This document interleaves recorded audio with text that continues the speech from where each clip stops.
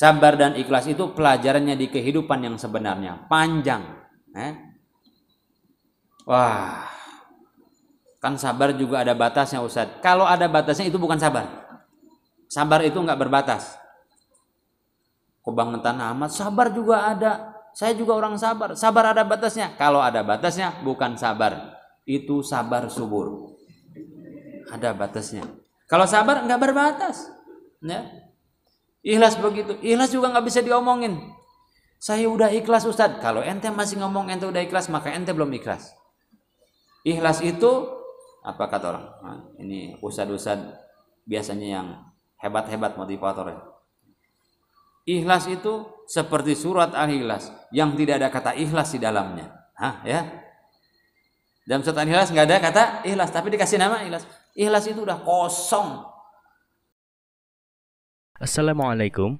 Sebelum videonya mulai, jangan lupa dukung channel Kajian Remaja Official dengan cara like, comment, dan subscribe ke channel ini ya. Terima kasih. Bismillah.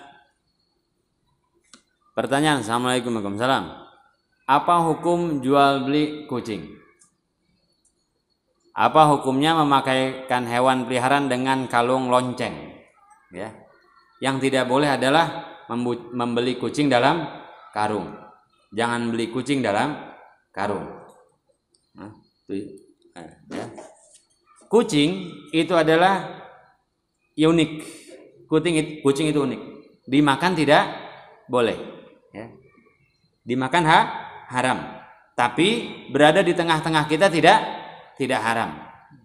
Dimakan haram, tetapi air liurnya tidak najis. Itu kucing. Kata Nabi Muhammad SAW, ketika para sahabat bertanya, ya Rasulullah, ini kucing ini suka menjilat-jilat bejana tempat minum kami. Bagaimana ini? Kata Nabi, enggak masalah, karena kucing itu berada di sekitar kalian. Aslinya, kalau barang yang haram, maka haram juga untuk memperjualbelikannya. Maka kucing ini unik, ya. Dagingnya haram dimakan, tetapi tidak najis air liurnya. Ya, tidak najis kita bersentuhan, enggak kayak anjing. Maka hukum jual beli kucing adalah dibolehkan. Tidak masalah. Ini berbeda nanti dengan hukum sosial. Ya. Kalau hukum sosial, masa hewan peliharaan diperjualbelikan, diadopsi saja, ujung-ujungnya sama, keluar duit juga. Ya. Satu. Hukum asal ya. Hukum turunannya nanti ya tergantung. Ya. Kalau sekiranya punya uangnya pas-pasan untuk keluarga, malah buat beli kucing, keluarga nggak dikasih makan, maka jadinya haram. Jadi ada hukum asal, ada hukum turunannya begitu. Ya. Masih nambah aja nih. Apa hukumnya memakaikan hewan peliharaan dengan kalung lonceng? Kalau tidak menyiksa hewannya nggak ada masalah. Hewannya kecil, loncengnya gede banget. Ustadz kan bunyi lonceng. Betul, dalam hadis itu azan itu jangan pakai lonceng. Kenapa? Karena tasyabuh dengan orang Nasrani. Ya. Maka sesuatu yang diserupakan itu harus sama. Yang tidak boleh itu tasyabuh kita, misalkan mau ibadah, mau ngaji, mau yang lain, cara panggilnya dengan lonceng, nggak boleh. Ya. Tapi kalau ada lonceng di rumah kita boleh nggak? Nggak ada masalah, orang bukan buat ibadah. Ya. Misalkan ada tuh kan yang kalau masuk rumah orang suka ada kloneng ya, putar-putar. Haram nggak tuh?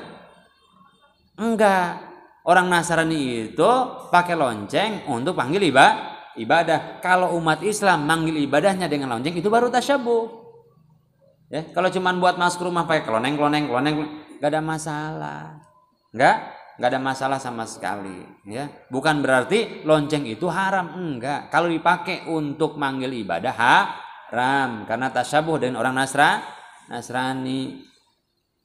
Misalkan hewannya hewan sapi atau hewannya kerbau, dikasih lonceng biar apa itu? Saya tanya dulu, dikasih lonceng biar apa? Kalau zaman dulu dikasih lonceng satu, kalau ada yang maling ketahuan. Ya. Kedua, kalau jalan itu di belakang kita ada suaranya kloneng kloneng kloneng, takut ketabrak. Itu maksudnya. Kalau kabur ada manfaat, ada faedahnya. Anak sekarang nggak tahu sih, anak 80-an masih ngangon kebo saya. Jangan-jangan nggak tahu naik kebo dari mana? Dari pinggir, dari depan, atau dari mana? Tahuan angkatan 80. Anak sekarang saya coba naik kebo bingung dia muter dari mana ini nggak ada sengketannya. Ayah. Makanya tadi tanya sama yang tahu. Kerbau abah saya dulu dikasih kelenengan itu kalau yang maling ada bunyi dia. Atau kita lagi ikat dia kabur, Bu. Bunyi. Jadi nggak ada masalah. Jadi hukum memakaikan hewan dan kalung asalnya boleh, asal tidak menyiksa itu binatang. Kadang-kadang menyiksa kucing, ya dikasih kelonengan gede banget, ininya kecekek, menyiksa, zalim. Nah, itu tidak boleh. Assalamualaikum, bagaimana cara agar hati selalu sabar dan ikhlas? Bagaimana cara agar hati selalu sabar dan ikhlas? Banyak ibadah. Yang begini mah banyak ibadah, banyak zikrullah, ya. Ini pelajarannya panjang, sabar dan ikhlas nih, ya. Gimana belajar sabar, Ustaz? Panjang, ya. Yang pasti kata Rasulullah, ala inna fil jasadi mudghah idza saluha saluhat sairul jasad wa idza fasadat sairul jasad ala wahyal qalbu. Ingatlah dalam diri kita ada segumpal daging. Kalau bagus ini bagus seluruh jasad, bagus itu manusia. Tapi kalau rusak ala wahyal qalbu, itu adalah hati. Gimana menjaga hati? Sabar dan ikhlas pekerjaan apa? Pekerjaan hati. Gimana jaga hati? Jaga hati dengan tidak maksiat. Jaga hati dengan tidak maksiat. Kalau maksiat, innal mu'min idza adnaba dzamban nakata fi qalbihi nuqtatan sauda. Seorang mukmin itu kalau berdosa, bermaksiat, nih satu hati ini titik satu. Ya. Maksiat lagi, titik satu lagi. Maksiat lagi, titik satu lagi. Kalau sudah tertutup, maka itulah terkunci hati, keras hati, enggak bisa sabar, enggak bisa ikhlas, sombong terus, takabur terus, kagak tenang, galau, was-was. Bukan tukang obat saya. Itu sakit hati. Kenapa? Kebanyakan maksiat. Gimana membersihkannya? Istighfar wa taba wastaghfar, bertobat dan beristighfar, bersihin hati, benahin hati. Sabar ikhlas itu pelajarannya bukan hanya di kelas. Sabar dan ikhlas itu pelajarannya di kehidupan yang sebenarnya, panjang.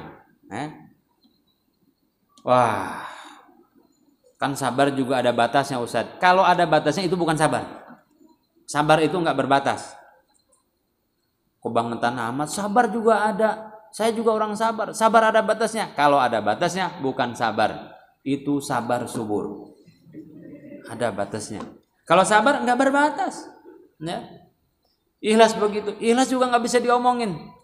Saya udah ikhlas, Ustaz. Kalau ente masih ngomong ente udah ikhlas, maka ente belum ikhlas.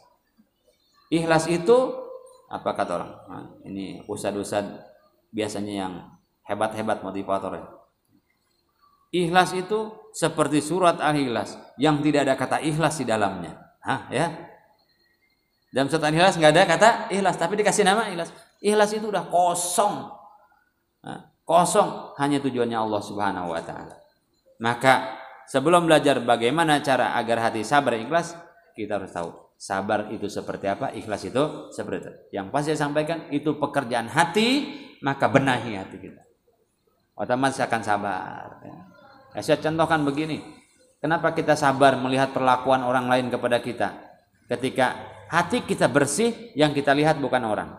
Yang kita lihat bukan si A-nya, bukan si Fulannya, bukan si Ahmadnya, bukan si Anwarnya. Yang kita lihat adalah yang menciptakan Ahmad, Anwar dan Fulan itu, Allah Subhanahu wa taala. Begitu juga ikhlasnya. Pertanyaan panjang-panjang banget ini.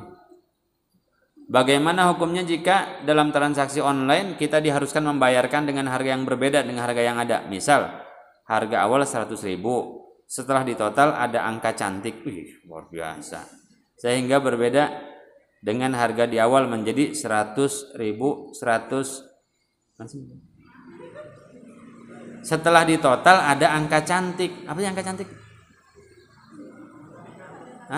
dibulatkan. Hah?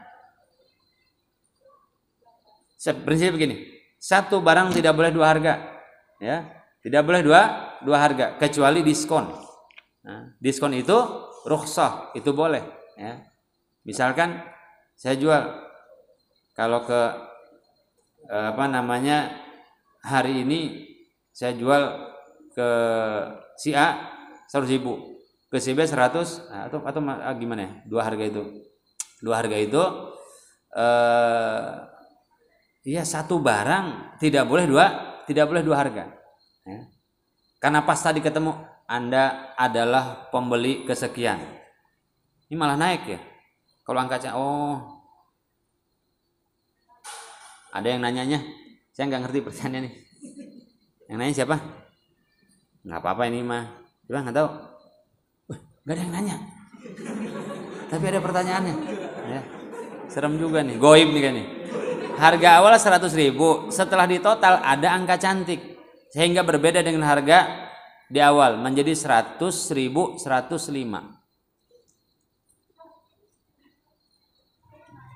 Nah, ya. Yang nggak boleh tuh gini, ini harga, dua harga tuh gini, ini harga kalau cash sekian 100.000, kalau kredit 150.000, itu nggak boleh, itu dua harga. Nah, ya. Tapi kalau misalkan harga 100.000, harusnya karena Anda pelanggan ke 100, maka saya kasih diskon 10%, boleh nggak? Boleh, nggak ada masalah. Nah, ya. Gitu. Oh, ini jualan pulsa kayaknya nih, jualan pulsa pas tahun, misalkan ini tahunnya tahun belakangnya 98 atau 997, angka tahun, dijual lebih mahal, boleh nggak ada masalah. Yang penting barangnya itu adalah Yoni, gitu. Special edition misalkan gitu ya, nggak ada masalah karena barangnya sudah berbeda. Kira-kira begitu. Tapi nggak ada yang ngaku pertanyaannya. Pertanyaan titipannya. Bismillah, assalamualaikum Ustaz. Bagaimana mencari apa ini? Saya yang tua, apa tulisan kecil ini? Tapi kita bukan anak pesantren. Mencari apa ya? Mencari ilmu kali. Bagaimana mencari Coba baca ini apa? Mencari apa itu? Oh, guru, saya gula pikir. Bagaimana mencari guru, berarti mata saya yang tua, bukan tulisan yang jelek. Nah, bagaimana mencari guru tapi kita bukan anak pesantren dan masih di bawah naungan orang tua? Satu, tanya orang tua. Tanya orang tua. Kemudian orang tua akan istikharah. Ya, ada guru banyak. Ini persoalan cari guru juga harus selektif. Ya, kita masih, namanya dalam bahasa ilmu didaktik itu kurator. Kalau masih ada orang tua, masih usia SMP, itu kuratornya orang tua, tanya, ya, Pak, saya mau belajar agama. Dan jangan dijadikan beban. Saya bukan anak pesantren, semuanya boleh. Bukan anak pesantren ngapal Quran boleh nggak? Boleh, ya, boleh. Nah, tanya orang tua. Yang kedua, cari guru yang benar. Mana guru yang benar? Guru akhirat. Guru yang tidak menjual ilmunya untuk kepentingan dunia, ya. Ngajar aja begitu, ikhlas gurunya, itu berkah begitu, ya. Cari guru yang benar. Tanya orang tua, nanti orang tua punya referensi. Oh, ini belajarnya ke sana. Satu, cara mencari guru itu cari guru yang alim benar, track recordnya jelas, ya.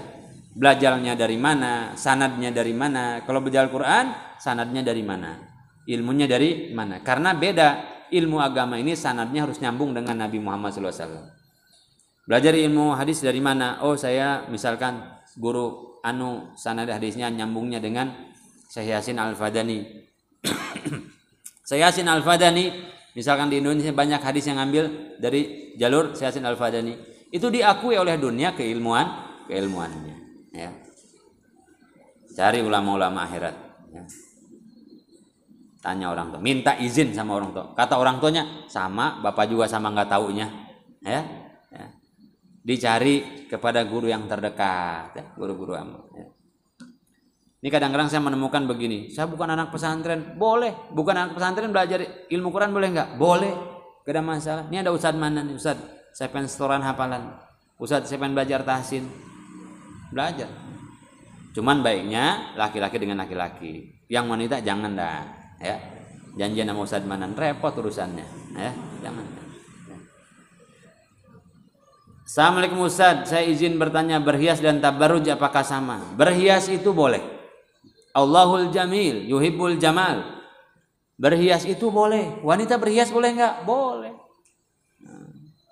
Ad-dunya mata'un wa khairu mata'iha al-mar'atu salihah. Wanita itu adalah perhiasan. Wanita berhias boleh, enggak ada masalah, ya. Siti Aisyah itu cantik loh. Siti Aisyah itu cantik. Maka dipanggil Rasulullah, ya Humaira, yang pipinya kemerah-merahan. Memang cantik, ya. Makanya orang sekarang pakai bola bekel di sini kan, bola-bola Humairo kagak, ya. Kalau bola bekel, bola basket kan segini, ya. Wanita berhias itu boleh, ya. Yang tidak boleh itu tabarruj. Apa tabarruj? Tabarruj itu berhias yang berlebihan, ya. Jadi tabarruj itu adalah berhiasnya seorang wanita secara berlebihan. Tadi bulu mata dikerok-kerokin biar kayak apa tuh. Tapi aneh-aneh ya. Dulu ditipis-tipisin bulu mata nih. Bukan bulu mata, alis, ya kan? Dulu ditipis-tipisin, dikerok, nggak boleh. Sekarang nggak dikerok, ditebelin segede gini nih. Udah gede segede gini, ya. Biar kayak orang Turki. Orang Turki mah asli, ya. Orang Turki masih gede, sampai kayak segede lakban begini. Nah, itu berlebihan. Itu namanya tabarruj. Nah, kemudian ditato, ya, dan yang lain itu tabarruj. Kemudian wanita banyak berdandan yang berlebihan. Apalagi contohnya mentato, ya. Terus wanita berlebihan tuh nyambung rambut, ya, rambut disambung, ya, itu berlebihan. Kalau pakai henna boleh wanita? Pakai wanita henna boleh. Kutek itu tidak boleh karena tidak menyampaikan air wudhu ke anggota wudhu. Kalau henna itu yang pacar Arab itu boleh, nggak ada masalah, ya.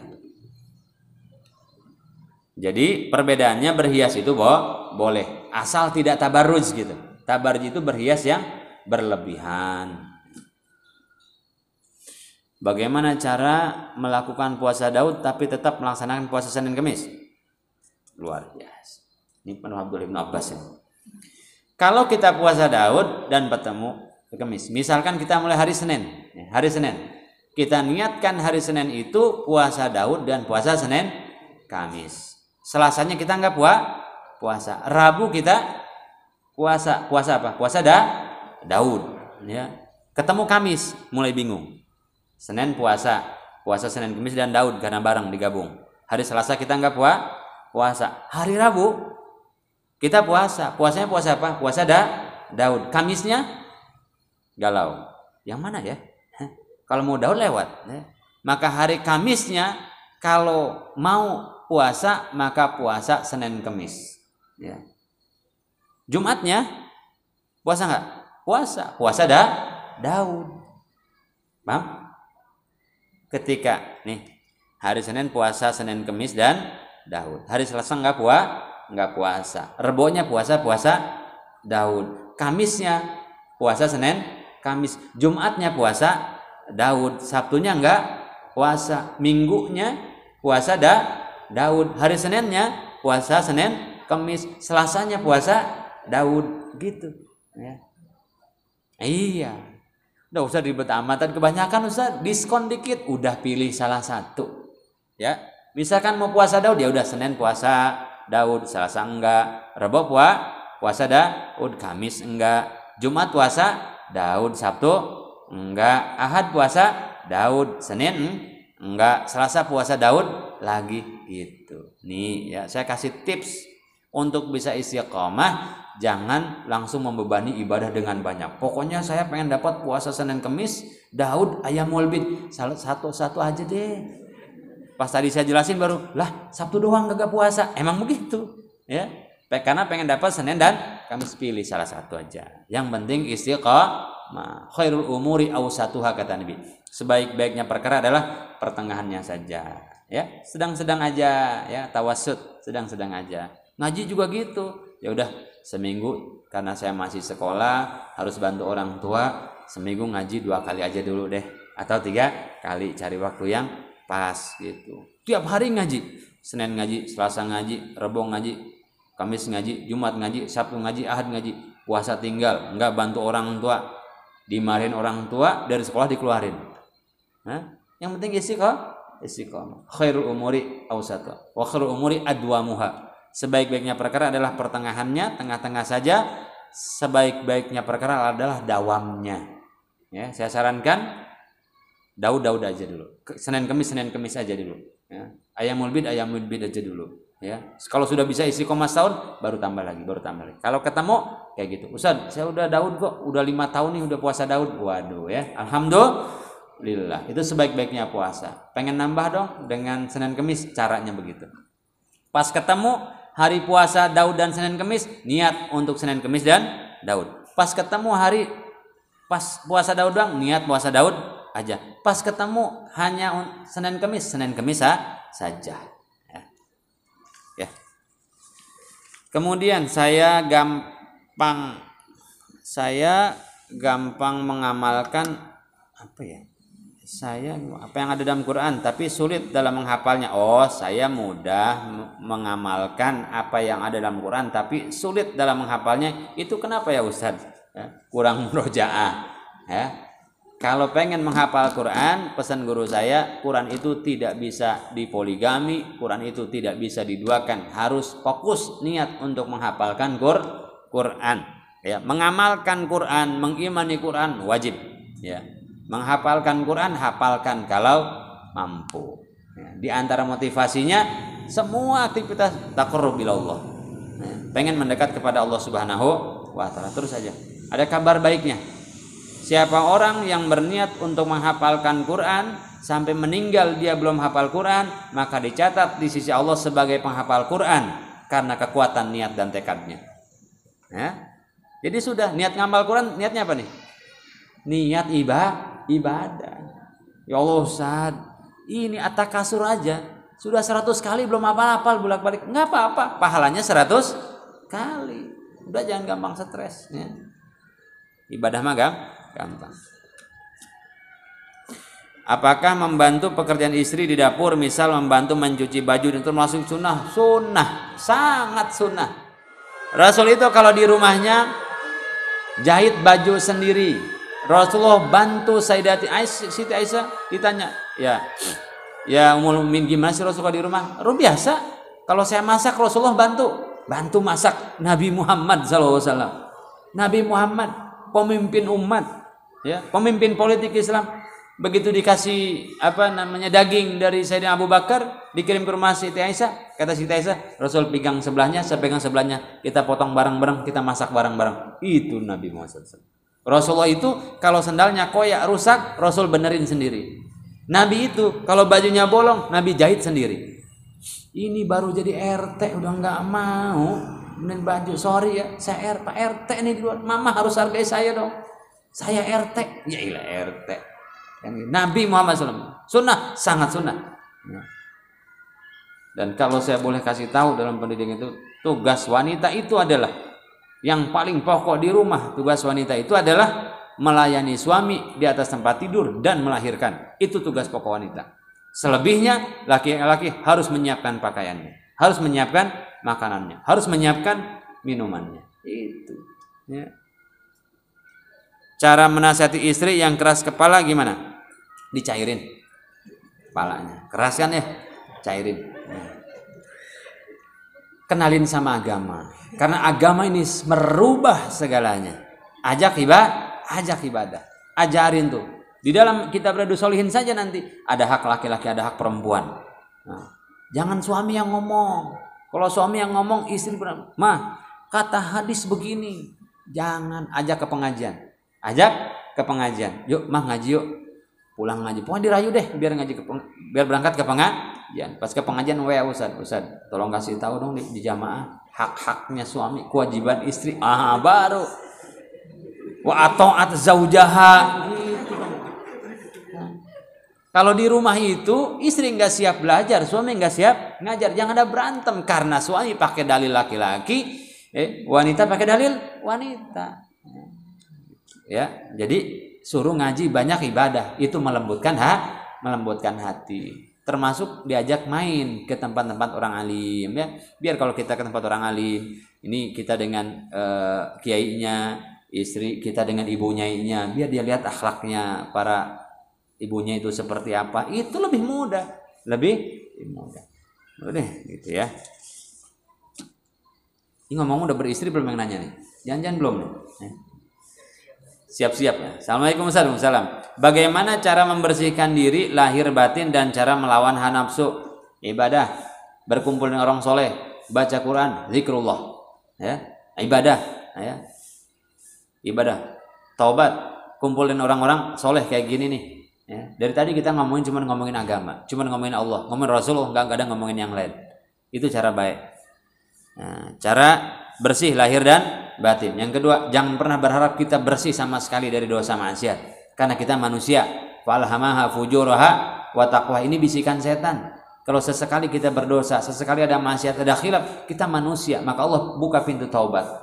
Tuh kan, kamu hari Sabtu kemarin ngaji, ternyata Minggu pagi, besok, Sabtu pagi, Ahad pagi besok ya, Minggu pagi, subuh masih kesiangan, percuma deh ngaji, udah nggak usah ngaji sekalian. Nah, itu bisikan setan. Tetap minggu depannya ngaji lagi, sampai bersih. Hati-hati, kadang ini bisikan setan. Kita mah manusia, kadang berbuat baik, kadang berbuat dosa. Yang penting kalau berbuat dosa, buru-buru istighfar.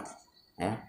Saya mah merasa diri kotor, tidak layak duduk di majlis taklim. Mau ke masjid juga kotor. Wah, itu udah. Ya udah, jalan aja. Itu kadang-kadang bisikan setan. Ya. Maka Allah tuh sifatnya Ghafurur Rahim. Banyak banget nih 5 SKS nih. Assalamualaikum warahmatullahi wabarakatuh. Saya ingin bertanya, cara agar selalu istiqomah dalam menuntut ilmu, kan terkadang ada saja rasa malas dan kantuk dalam menjalaninya. Ini curhat. Ya.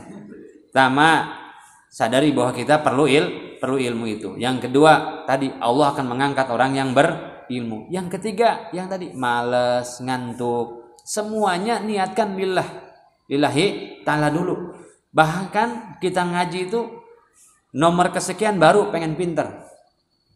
Kalau ngaji tujuannya pengen pinter, nggak hafal Quran tadi stres, berhenti ngapal Qurannya, betul? Ya Allah, Ustadz ini udah 5 kali datang ke pengajian Ustadz, tapi nggak tahu Ustadz nyampein apa. Udahlah, percuma ngaji. Bukan lillah tuh. Untuk akal. Niatkan yang pertama adalah ibadah karena Allah Subhanahu wa taala. Duduk di majlis ilmu itu berkah. Walaupun ngantuk Ustadz, dapat pahala, tapi jangan keseringan. Tiap datang tidur mulu, ya. Sesekali terpaksain, Allahumma paksain, ya. Nggak ada masalah ya. Biar bisa istiqomah dan minta sama Allah, Allahumma inni ala dzikrika wa syukrika wa husni ibadatik. Apa hukum memenuhi undangan kondangan? Hukumnya wajib kalau itu walimatul arus. Jadi memenuhi di antara hak muslim sama muslim, kalau diundang datang. Yang dimaksud dengan diundang datang itu adalah walimatul arus.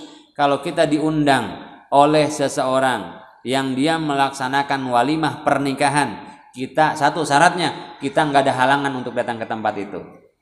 Yang kedua, di tempat itu tidak ada maksiat, tidak ada potensi maksiat, maka kita wajib datang. Yang ketiga, yang ketiga, ngundangnya langsung ke kita, tuh ya. Misalkan Ustaz Manan besok hadir ya, kepada Ustaz Manan, itu langsung. Kalau ngumumin di masjid, pada datang ya besok ya gitu. Hukum paruki pak ya, udah datang 3 udah beres. Tapi kalau sudah datang secara personal, ngundangnya ditujukan, ya, maka itu wajib datang. Ya, satu, kita nggak ada halangan. Yang kedua, di sananya nggak ada maksiat. Contohnya apa? Di sananya ada organ tunggal Ustaz, kagak wajib datang. Malah dangdutan. Justru saya pengen dangdutannya Ustaz. Itu masalah. Ya. Justru kalau nggak ada dangdutan saya nggak datang, ada dangdutan saya datang gitu. Kalau ada yang kayak gitu, ada takhallut laki-laki dan perempuan, nggak wajib datang, tidak wajib datang, ya. Nah, gitu. Jadi hukumnya wajib. Ustadz nggak punya uang buat ngamplopinnya. Yang nyuruh ngamplopin siapa? Kan ngundang suruh Maka soal ngamplopin itu isi dompet aja, ya. Ada ngamplopin, nggak ada, yang wajib datangnya loh. Nih saya lurusin ya. Ketika diundang yang wajib apa? Datangnya. Ngamplopinnya sunnah. Benar, Sun. Yang wajib adalah kita datangnya. Tapi kan nggak pantas, nanti dulu. Kalau soal halal haram bukan soal pantas dan tidak pantas, ya. Bawa aja apa kek, ya. Galon air kayak dibikin kado. Kan gak ada wajib, kecuali harap datang dengan kado segala macam. Gak ada. Gak wajib ngamplopin, yang wajib adalah datangnya. Ya. Jadi hukum datang oleh matul arus wajib hukum asalnya. Ingin bertanya bagaimana cara mencari guru dengan akidah yang benar. Jazakallah, lihat track record gurunya, belajarnya di mana, lihat amaliyahnya, ya seperti hari-harinya seperti apa, ya. Pemahamannya, ya, akidah yang benar, belajarnya dari mana, ya. Biasanya makanya di antara tradisi para ulama itu disebutkan, misalkan Ustadz A belajar, saya punya guru saya A, guru saya B, guru saya C, ya, guru saya D, itu harus tahu, ya.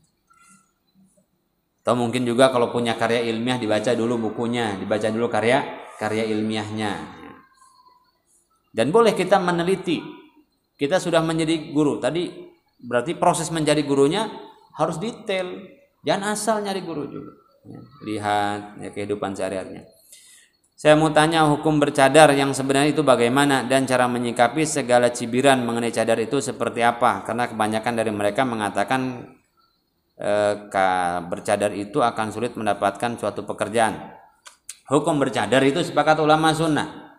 Kalau wajahnya biasa-biasa sunnah. Kalau wajahnya cantik banget wajib.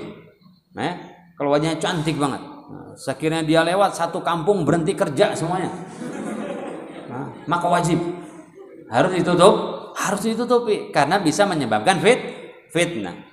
Tidak ada yang mengatakan cadar nggak boleh. Siapa bilang? Sunnah. Tradisi, bukan tradisi, itu sunnah.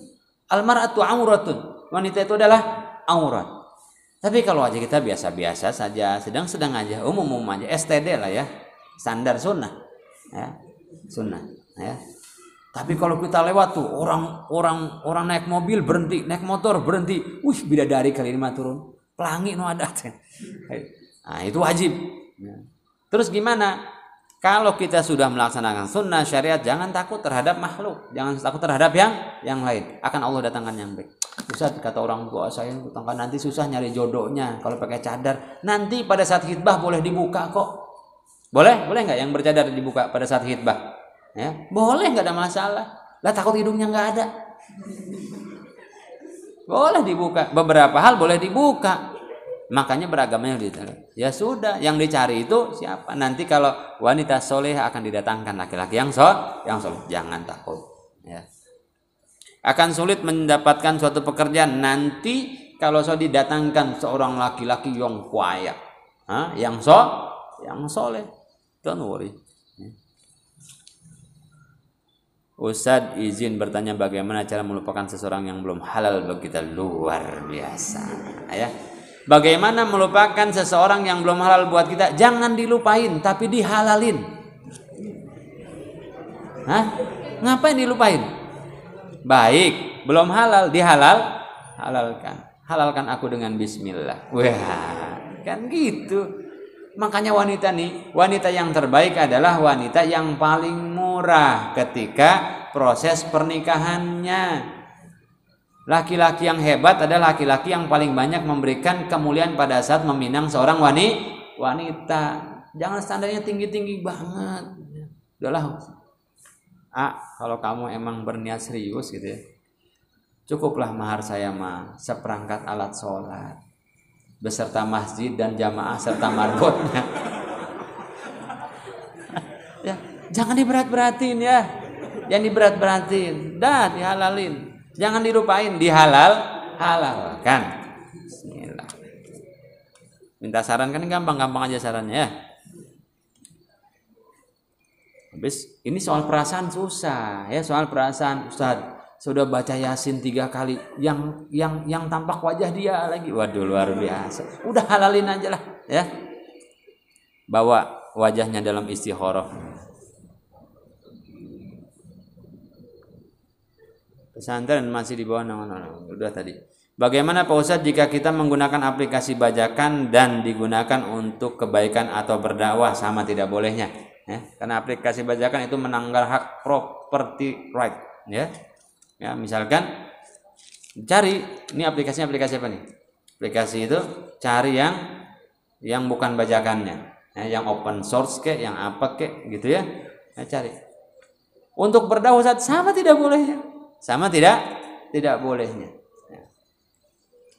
Gitu, dan sekarang murah-murah kok ya. Artinya sesuatu yang tidak baik tidak menjadi baik karena untuk sesuatu yang baik yang lain. Misalkan sarung gosok ya, sarung hasil gosok, bukan minjam, bukan beli, dipakai untuk sholat, jadi baik nggak tuh? Sholatnya masah, cuman dia berdosa karena pakai sarung hasil gosok. Uang hasil korupsi tapi buat bangun masjid, jadi halal nggak tuh uang hasil korupsinya? Tetap haram, ya. Minimal kurang berkah, ya. Patungan, ya. Misalnya pakai aplikasi apa, beli. Kalau enggak, cari yang open source, cari yang gratisnya, ya. Kalau enggak tahu yang gratisnya, nanti kita diskusi setelah ini.